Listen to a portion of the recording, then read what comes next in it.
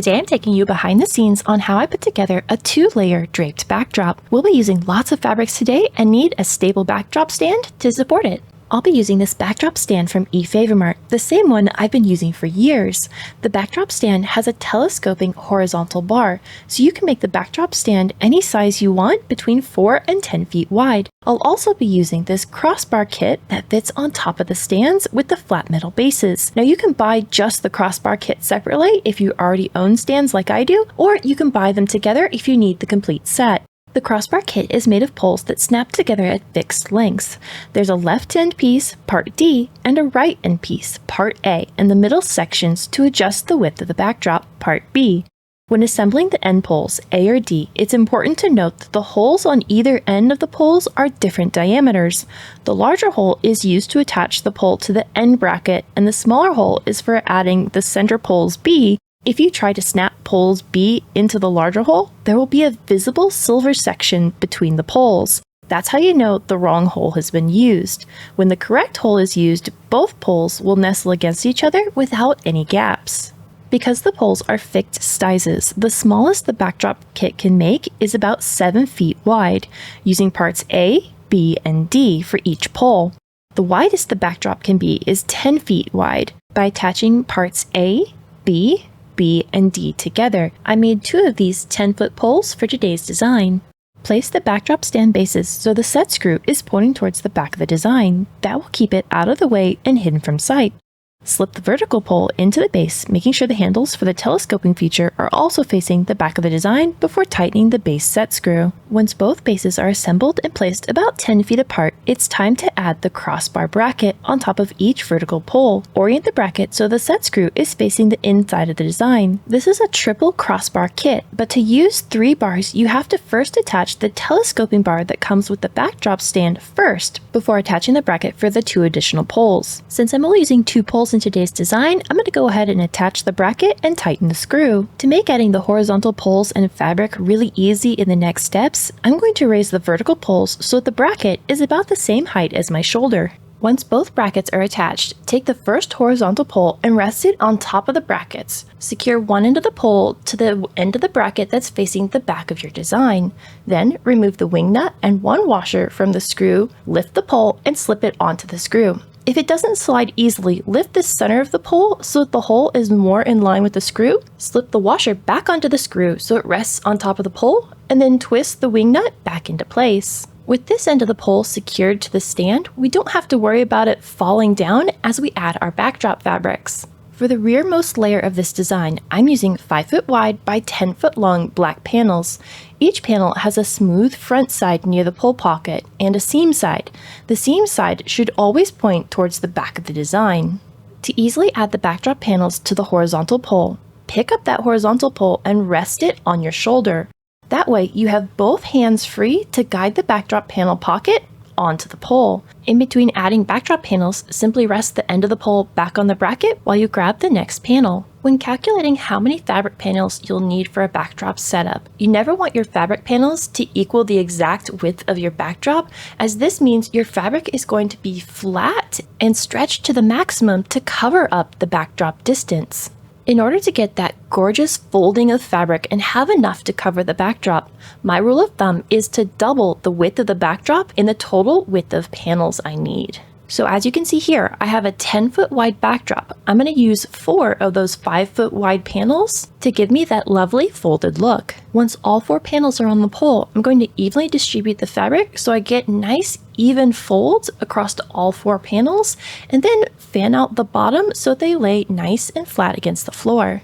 I'm not going to be using a ladder or chair of any kind to adjust fabric panels once it's raised to its full height, so I want to make sure everything's laying exactly how I want while it's at this lower level, including if you have any gapping in your fabric. I like to address that now while the stand is lowered. Simply take a safety pin from the back side of the fabric and pin it through the 2 panels and close it up. By using this many fabric panels, we shouldn't have any major gapping, but if you're going to be using this somewhere where it's windy or you have a window behind this display, you definitely don't want any light peeking through. Once I've got all the black backdrop panels on this horizontal pole, I'm going to secure the other end to the bracket in the exact same way we did the first. Now you may notice a tiny bit of sagging happening as I'm basically maxing out the amount of fabric I can put on this triple bar kit. The fact that the pieces slot together I think makes this a light duty stand, so I wouldn't plan on putting more fabric than you see me using or hanging heavy objects like chandeliers or tons of florals in the center. I'm attaching the second bar in the same way I did the first, securing one end so it doesn't slip off the stand while I add the next bit of fabric. To the center of the design, I'm adding these 2 feet wide by 8 feet long sequin champagne panels. The shimmery fabric is really going to make this design pop as the rest of the fabric we'll be using is white. Now it's important to note that the shimmery fabrics have a front side and a back side, so make sure that when you're putting them on the pole, the sequin side is facing towards the front. Next, I'll be adding these white panels that are 5 feet wide by 14 feet long. The important thing about this is they're made up of 4-way stretch fabric. So not only is that going to give us some beautiful draping action in just a little bit, but it means it's less likely to be wrinkly, so we're not having to iron or steam these before hanging them up. I'm going to follow this up with another champagne shimmery panel and 2 more 4-way stretch white panels to finish off this right hand side. Then I'm going to secure the end of the pole to the front side of the bracket. I'm going to release the left hand side of the pole from the bracket so I can add fabric from this side as well. I'm going to repeat the same pattern of fabric, adding 1 white panel, 1 champagne panel, and 2 more white panels to this side. The crossbar kit and fabric I'm using in today's project was generously provided by efavormart.com. I've been using their backdrop stands and fabrics for years, and you'll often see them in the back of almost all of my videos. If you'd like to have any of these pieces for your collection, I'll have everything linked in the description box below. Right now, if you stand off to the side and look at the design, you can see the entire bracket and side pole and even see into the design, and we don't want guests to be able to see that. So to hide the bracket, you're going to take the fabric and slip the pole pocket over the top of the bracket in those wing nuts, pulling it all the way around until you get to that vertical pole. Then I'm going to take that front white panel and pull it over the bracket as well, and because this one's stretchy, I'm going to put it up over that center part of the bracket, which doesn't come off, so it's all hidden from sight. Then I'm going to overlap the black and white fabrics so you can't see the side pole.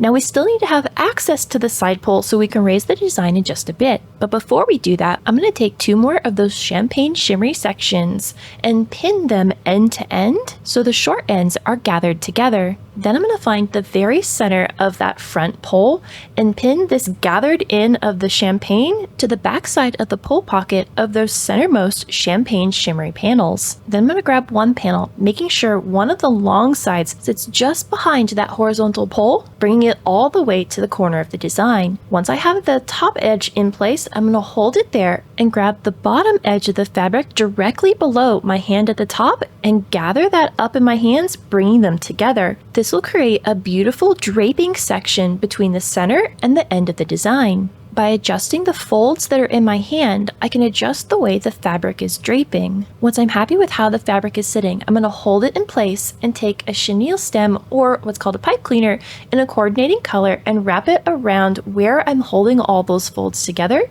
and that will secure it in place. I want this champagne fabric to cover the front corner of my design, but the rest of that fabric I'm going to tuck up into the inside of the design so that it's hidden behind that white and black fabric that we'd use to cover up the end of the design. Then I'm going to repeat this process on the left hand side, making sure the length of my draping is equal so that I don't have one sagging lower than the other. Now that all the fabrics are onto the pole and we have our top horizontal swags in place, it's time to lift up the design. All the rest of the swagging steps will be done for the floor, and there's no need for a ladder or a chair for this project. I lifted the backdrop stand till it's about 8 feet tall and made sure the top was nice and level. I'm going to be making a crisscross design. So first of all, I'm going to take the endmost white panels and kind of kick them back out of the way. Then I'm going to take 1 champagne and 1 white fabric panel from the center right, pulling them across to the left in front of the center left champagne and white, and then behind the next champagne and white panel over until it's touching the left-hand side vertical pole of the backdrop stand. I'm holding on to the very end of that champagne shimmer fabric and the top edge of the white fabric that's right against the shimmer fabric. I'm going to hold that fabric in my left hand right against the tightening handle of that vertical backdrop pole. This is about 4 feet off the ground and will allow me to tie both the left and right side of these draperies in a consistent spot. I'm going to pull the bottom end of that white fabric over near my feet so I have a nice straight drape of the fabric from my left hand towards the floor. Then I'm going to take my right hand and pinch the fabric about 12 inches below my left hand. Pull that fabric up and give it to my left hand to hold. Then move down 12 more inches, pinch the fabric, and bring it up to my left hand to hold. I'm going to repeat this process until I get to the opposite edge of the white fabric and then tuck that other end behind the last fold. This will naturally give you a beautiful draping effect. From here, you can then adjust the folds if you want to change them a little bit.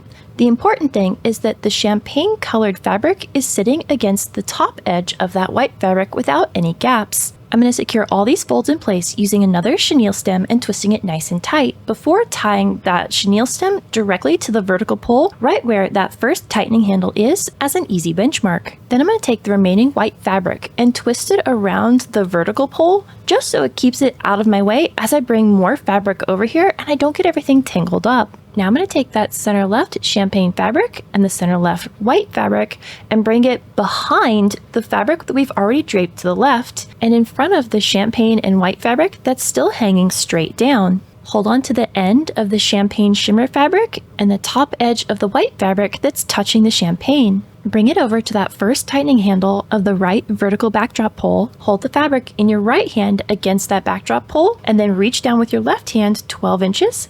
Pinch the fabric, pull it up, and give it to your right hand. Continue to pinch and pull the fabric up until you get to the bottom edge of the white stretchy fabric and tuck the very end back behind. Secure the folds with another chenille stem to the backdrop stand and twist any of the remaining fabric tail around the stand so it's out of your way.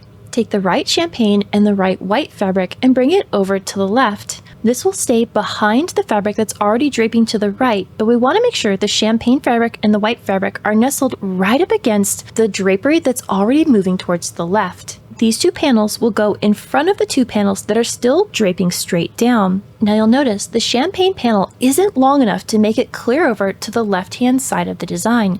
So I'm going to take a safety pin and pin the end of the champagne to where it meets the white fabric. And we're basically going to tuck the end of the champagne fabric just behind the white so the end just disappears into the folds. Then I'm going to take the tail end of the white fabric and wrap it around the left-hand pole temporarily to hold it in place. Because as I take this left-hand champagne and white fabric and bring it to drape over to the right-hand side, it is going to move around a bit, so it's not worth tying either of these sections permanently just yet. So I'm just going to get everything draped, gently wrapped in place, and then I'll go back and tweak everything. It's important to make sure those bottommost drapes hang equally up off the floor. If one's a little higher than the other, it'll look a little wonky. To adjust the lower edge of your draping, take the bottom one or two folds and pull it out of your hand to release a little bit more fabric out to lower that drapery section. If you need to raise it up, you're going to grab those bottom 2 or 3 folds and pull more fabric up into your hand to tighten and raise it. Finally, I'm going to take the endmost white panels and make sure they drape straight down from the top pole and tuck any excess fabric underneath behind it. Then I'm going to pick the fabric up right above where it hit the floor and gently lift it and fan it outwards. I want just a little bit of a fan on the floor and have the rest of it go straight upward into those beautiful folds of the curtain. The fabric should look like a nice round puddle on the floor, evenly fanned out all the way from the inside arc and around the outside edge of the stand. This fan will hide all of the internal crimes, so if you are standing and looking at the design from the side, you can't see any of our tie points or the stand with the way the fabric is draped. I did the exact same thing on the opposite side, and now this stunning design is ready for your next party or event. If you enjoyed this behind the scenes walkthrough, you should check out this video. And until the next time, remember, stay creative, everybody.